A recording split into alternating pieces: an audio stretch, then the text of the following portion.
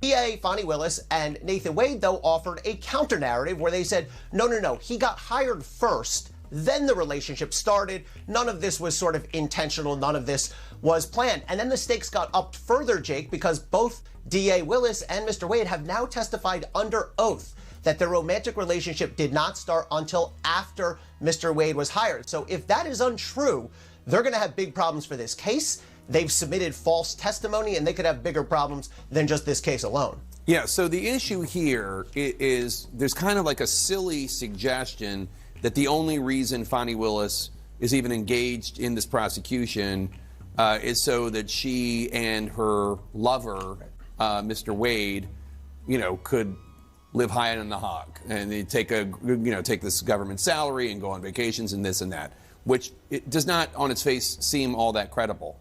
But obviously the relationship was incredibly reckless, and now there are questions about whether or not she has been honest under oath about that relationship. What are the judge's options here? What can he do with all this information? Yeah, so this is a really important question. This will be up to the judge, Judge Scott McAfee, who we've seen in action. He is going to have to decide, first of all, who's telling the truth here. Now, it's the defendant's burden. It's the people who are challenging the DA to establish the truth of what they're saying. But I could see the judge going either way with this. On the one hand, I could see the judge saying, I find the DA's story that this relationship only started after Mr. Wade was hired to be non-believable, non-credible. The text messages certainly undermine that. There have been cell phone records that undermine that. Or I can see the judge saying, look, there's a lot of question about this. It's not clear, but we don't have a clear smoking gun piece of evidence that their relationship started beforehand. Let's rock on the mic.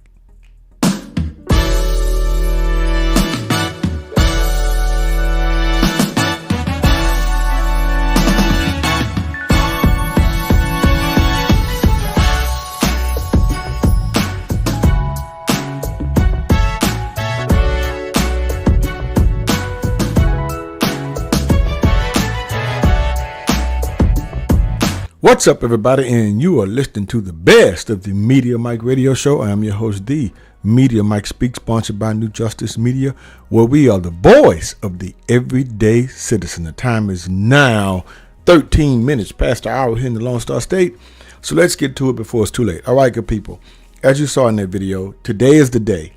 Today is the day for the decision to be made. And I wanted to give my thoughts on this because I think a lot of people are missing the mark. And as you saw in the video, I think the gentleman speaking had some good points, and he started out very well, but then he said, well, it depends. I said, no. Look, I'm saying no because it doesn't matter. If he's saying, the judge is saying, well, it's not enough information here to discuss when the relationship started versus when it was alleged had started. What Fani said, it started after I started prosecuting the case in 2022. And I keep telling people, none of that matters anymore now. None of that matters.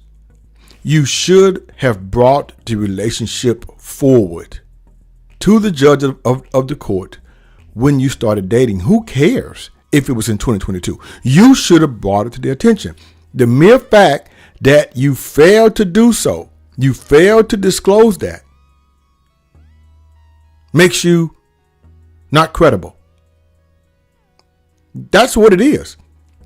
And then after it was alleged that you were involved, you continue to deny it to the end until everything came out and you finally admitted it. So that alone disqualifies you. And people are saying, well, and I hope McAfee, and I have faith in him, I hope he makes the right decision based on the reputation of the court. And it's not the fact that, like I keep saying, when it started anymore. It's not. The fact is, it was true, and you denied it. You denied it. And you fought it and went through all of this to finally come clean.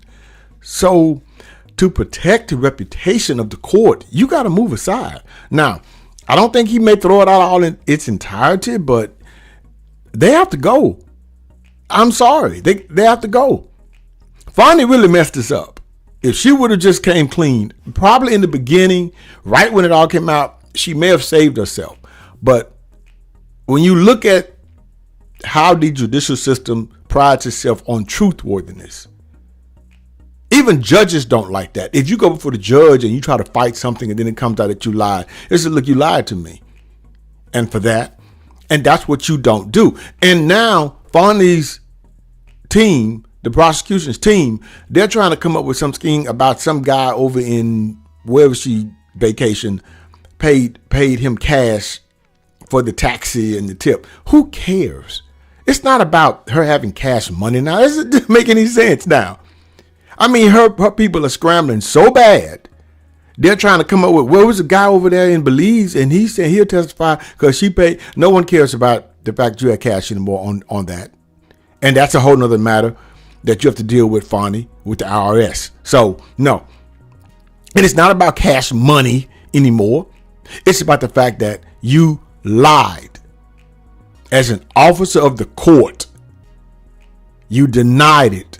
And you fought it. You fought that denial. Like, no, it's not true. I'm telling you, it's a lie. She said it. It is a lie. And come to find out, the things you said was a lie was the truth. And look what she said when she held up the paperwork saying Mr. Wade wasn't over at her house. That's what she was saying. That turned out to be an untruth. He was there. The fact is, you lied, Fani, on the stand. You lied. And that's what this all boils down to. You should have come clean. If you would have come clean with your relationship, you probably would still be in the position you're in as far as the DA and prosecuting this case. But the fact that you lied undermines your credibility. You're done. And as an officer of the court, and as the top prosecutor in that county, in Atlanta, you should have known better. You had no business getting up on the stand doing what you did. And people need to understand this. This is what this boils down to. It boils down to the fact that you lied. That's it. You should have come clean with your relationship. Look at the deposition, the divorce deposition. Mr. Wade tried to hide all of that. All of this is a mess. And on top of that, to put the cherry on top, it's gotten so bad, it has gotten the attention of the fact that 3 committees are now formed that Fani has to go to. You have the Ethics Committee, you have the Senate Judiciary Committee, and then you have another committee where they're wanting an independent investigation into this. So this is all bad. To even leave her on this case will be bad for the judge. They'll look at him with the side eye. She messed this up. Everything else doesn't matter now. Matter of fact, they're not even talking about the money. They started out with the money. Now they just focus on the fact that you lied. You lied and you shouldn't have lied. And you tried to cover it up and cover it up and cover it up. To where you had to come clean, and then it got even messier after that.